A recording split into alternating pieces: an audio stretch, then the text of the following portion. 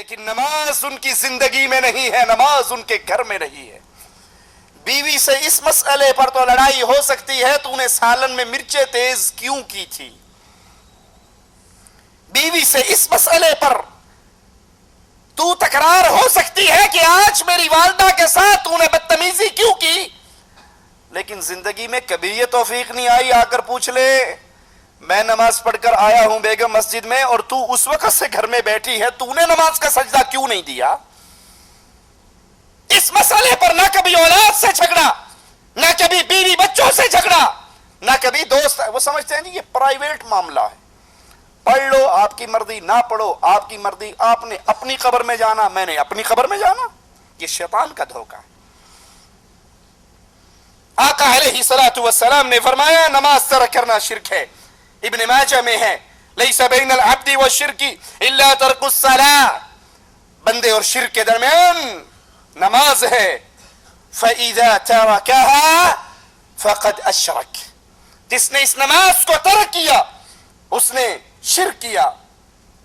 یاد کر لیجئے نماز کا تارک کافر ہے، مسلمان نہیں ہے۔ صحیح مسلم کے اندر امام الانبیاء امام اعظم محمد الرسول اللہ صلی اللہ علیہ وسلم کا یہ فرمان موجود ہے، ان بین الرجل و بین الشرک والکفر ترک الصلاۃ، بندے کے درمیان اور کفر اور شرک کے درمیان نماز ہے۔ جو اس نماز کو ترک کر دیتا ہے وادی ایمان سے نکل کر وادی کفر میں داخل ہو جاتا ہے۔ ترمذی میں ہے امام الانبیاء فرماتے ہیں علیہ الصلوۃ والسلام بین الکفر والایمان ترک الصلاۃ، ایمان اور کفر کے درمیانی شے نماز کا ترک کرنا ہے۔ جو نماز کا تارک ہے وہ وادی ایمان سے نکل کر وادی کفر کی طرف سفر کر رہا ہے۔ ترمذی میں ہے امام الانبیاء نے فرمایا ہمارے درمیان اور منافقین کے درمیان جو عہد ہے وہ نماز ہے، ہمارے اور ان کے درمیان جو عہد و پیمان وہ نماز ہے۔ فَمَن تَرَكَهَا فَقَدْ كَفَرَ، جس نے اس نماز کو چھوڑ دیا اس نے کفر کیا، جس نے اس نماز کو ترک کر دیا، جس نے اس نماز کو چھوڑ دیا، وہ کرکٹ میچ کے لیے چھوڑے، وہ فٹ بال میچ کے لیے چھوڑے، وہ ہاکی میچ کے لیے چھوڑے، وہ فلم اور ڈرامے کے لیے چھوڑے، وہ گاہک اور دکانوں کے لیے چھوڑے، وہ کھانا کھانے کے لیے کہ یہی ظہر کا نماز ہے، نماز کا وقت ہے اور یہی کھانے کا وقت ہے، بقالہ بند کر کے مسجد کی طرف قدم نہیں اٹھاتا، اپنے کمرے میں کھانا کھا کر پھر آ جاتا ہے۔ اور کتنے ایسے بدنصیب ہیں واللہ میں نے اپنی آنکھوں سے دیکھے جو فجر کی نماز مسجد میں پڑھنے کے لیے حاضر نہیں ہوتے، لیکن نماز ہونے کے 15 منٹ کے بعد آ کر اپنی دکان کو ضرور کھول لیتے ہیں۔ یہ 15 منٹ کے لیے اللہ کے لیے قربانی نہیں دی جا سکتی۔ یہ وہ لوگ ہیں جو جانوروں سے گئے گزرے ہیں۔ میرا جملہ سخت ہے لیکن اللہ کی قسم حقیقت ہے۔ مثال دے کر سمجھاتا ہوں، ایک شخص نے کتا پالا ہوا ہو، یہ کتے کا خالق مالک نہیں ہے، رازق نہیں ہے، 2 وقت کی روٹی ڈالتا ہے اور روٹی بھی گھر کی بچے ہوئے ٹکڑے ڈالتا ہے، ہڈیاں ڈالتا ہے۔ اب وہ کتا بیٹھا ہوا ہو اپنے 5-10 کتوں کے درمیان، یہ اس کا 2 وقت کی روٹی ڈالنے والا اس کے پاس سے گزرے اور اس کا نام اس نے ٹومی رکھا ہوا، کہتا ہے ٹومی، اس کی آواز سنتے ہی کیا خیال ہے کتا اپنے باقی کتوں کو چھوڑ کر بھاگ آئے گا یا نہیں؟ مشورہ تو نہیں کرے گا ان سے، پوچھے گا تو نہیں جاؤں یا نہ جاؤں؟ وہ ساری محفل کو برخاست کرتا ہے، چھوڑتا ہے اور بھاگ کر اس کے پاؤں میں گر جاتا ہے، دم ہلاتا ہے، زبان سے اس کے جوتے چاٹتا ہے۔ اگر باقی کتے اس سے کہیں بے وقوف، ہم تیری برادری کے تھے، ہم تیری نسل کے تھے، ہم تیرے خاندان کے تھے، یہ تیرا باپ ہے، یہ چچا ہے، یہ ماموں ہے، یہ ماں ہے، یہ خالہ، ہمارے ساتھ بیٹھا گپے مار رہا، ہم 4 ٹانگوں والے، 2 ٹانگوں والا پاس سے گزرا، اس نے ٹومی کہا اور تو ہمیں چھوڑ کر بھاگ گیا، ہم سے اجازت بھی نہیں لی۔ بیوی بچوں میں بیٹھ کر نماز سن کر، آذان سن کر، تکبیر سن کر نہ اٹھنے والوں، یہ جانور زبان حال سے ان رشتہ داروں کو کیا کہے گا؟ کہے گا مانتا ہوں تو میری ماں ہے، تو باپ ہے، تو چچا ہے، تو ماموں ہے، تو خالہ ہے، تو دوست ہے، مانتا ہوں، تم میری برادری والے ہو, جس نے بلایا وہ میرا مالک تھا. کہے گا یا نہیں کہے گا؟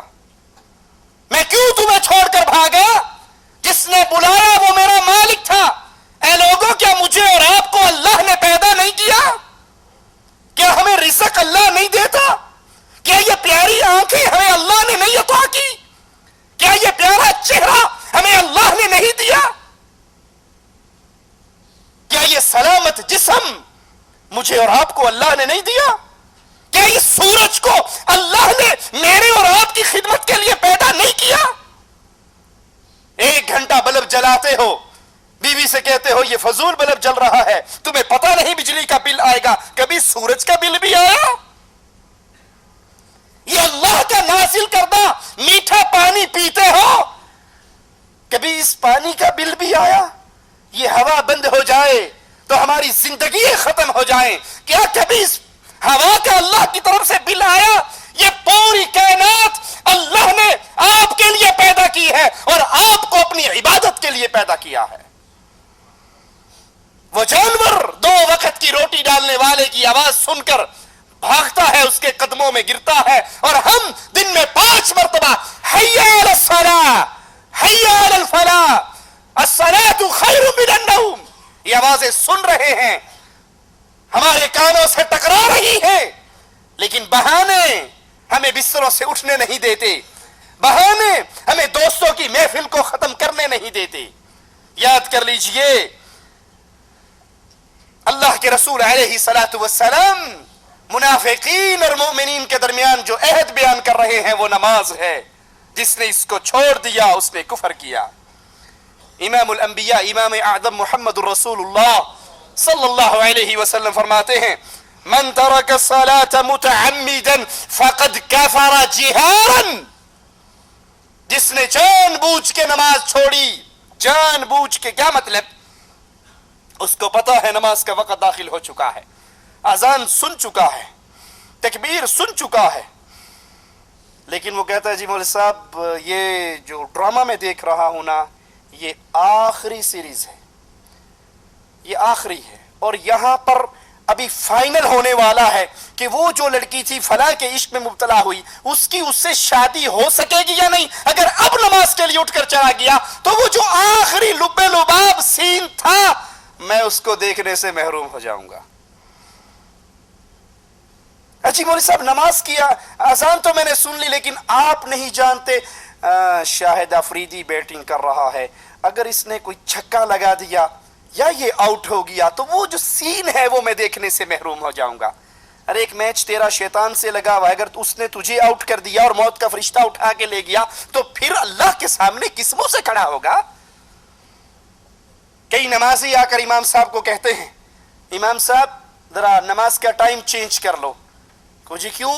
8:30 بجے کی بجائے 8:45 کیوں کر لیں؟ کہا جی وہ جو ہے نا 8:30 بجے 8:35 پہ ڈرامہ ختم ہوتا ہے اور 8:30 پہ نماز کھڑی ہوتی ہے, ذرا مہربانی 10 منٹ آپ آگے کر لیں. تو اڈا کی جانا ہے ساڈا کم سر جانا ہے.